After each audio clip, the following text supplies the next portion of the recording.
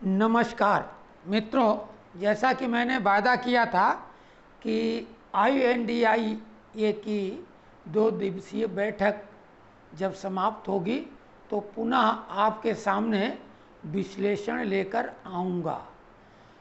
पहले से ही हमने बता दिया था कि इसमें कोई ज्योतिषीय ज्ञान की आवश्यकता है ही नहीं, कि इनमें अंततः जूतम पैजार होना तय है। लक्षण आज दिखने लगे।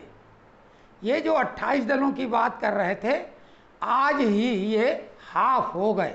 यानी कोऑर्डिनेशन कमेटी जो बनी, मैं नाम पढ़ के बता देता हूँ कि जो बनी है उसमें 14 लोग शामिल किए गए हैं।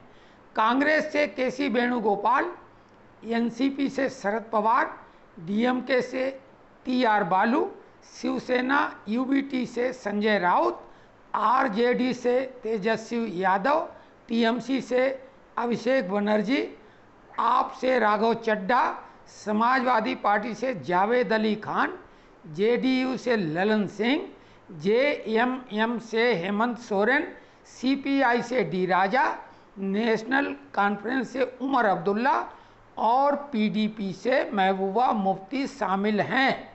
CPIM के नेता का नाम इसमें नहीं है।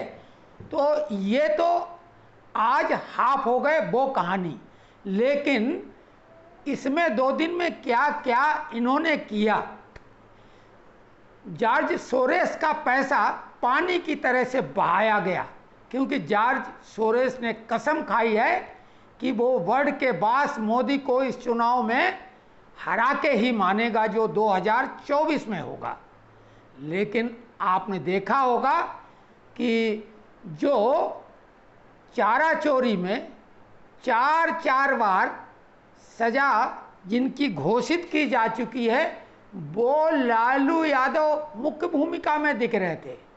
और जब वो बोल रहे थे तो हमने जिनको शल्य मामा बताया था, आप लोगों ने देखा होगा टीवी में। वो फुटेज हम कॉपीराइट की वजह से नहीं दिखा सकते हैं कि शल्य मामा यानी नीतीश बाबू सर खुजा के दर्शा रहे थे चेहरे से कि क्या पगलापन दिखा रहा है ये आदमी। तो शुरुआत हुई होटल हयात में, जो मुंबई का सबसे महंगा 5 सितारा होटल है, जहां एक चपाती यानी एक रोटी की कीमत 400 रुपये, सब्जी की कीमत 1600 रुपये। ऐसी जगह पे ये मौज मस्ती करने सभी लोग पहुंच गए, क्योंकि पैसा तो बाहर से लग ही रहे, पैसा लगाने वाले हैं जो भी भारत के दुश्मन हैं। तो जब 5 स्टार होटल का स्टाफ अपने अतिथियों का, यानी ये जो 28 दलों के लोग पहुंचे थे, उनका स्वागत अपने तरीके से यानी भारतीय तरीके से करने के लिए, तिलक लगा के उनकी आरती उतारने के लिए जब गेट पे पहुंचा, तो ममता बनर्जी ने तिलक लगवाने से साफ मना कर दिया। ये सब सीजनल हिंदू हैं, वोट के लिए केवल राखी बनते फोटो खिंचवाई, लेकिन तिलक लगवाने से मना कर दिया। अपने वोटरों को संदेश देने के लिए कि जैसे मोदी ने टोपी लगवाने से मना किया था, ममता ने तिलक लगवाने से मना कर दिया। अब आगे जो भी घटनाएं हुई, वहां कपिल सिब्बल पहुंच गए, जो कि अभी सुब्रमण्यम स्वामी के वकील होने वाले हैं मानहानि के मामले में। तो KC वेणुगोपाल ने भारी नाराजगी जाहिर की कि ये इसको किसने बुलाया है, बिन बुलाया कैसे आ गया यहाँ। लेकिन फिर चलिए, क्योंकि सभी लोग ऐसे ही हैं, आपस में एक दूसरे को दिखावे के लिए कैमरे के सामने केवल एकजुटता दिखा रहे हैं। अंततः मीटिंग हुई और मुख्य जो इसका एजेंडा था कि INDIA का लोगो जारी किया जाएगा। लेकिन कोई लोगो वोगो नहीं, हमने पहले ही बोला था कि कोई नहीं, ढाक के 3 पात रिजल्ट निकलेगा और अगली मीटिंग पे टाल दिया जाएगा। तो कोऑर्डिनेशन कमेटी के जो 14 सदस्यीय बनाई गई है, मुख्य रूप से इस बैठक का लब्बो-लुआब यही निकला। और वो भी हाफ, 28 दल हैं तो 28 लोग क्यों नहीं। सवाल तो सीधा सा बनता है, ये 14 लोग ही क्यों। तो हाफ हो गई ये, लेकिन चुनाव आते आते ये साफ हो जाएंगे। अब इसके पहले क्या इन लोगों ने गुल खिलाए हैं, जिसका परिणाम क्या आने वाला है।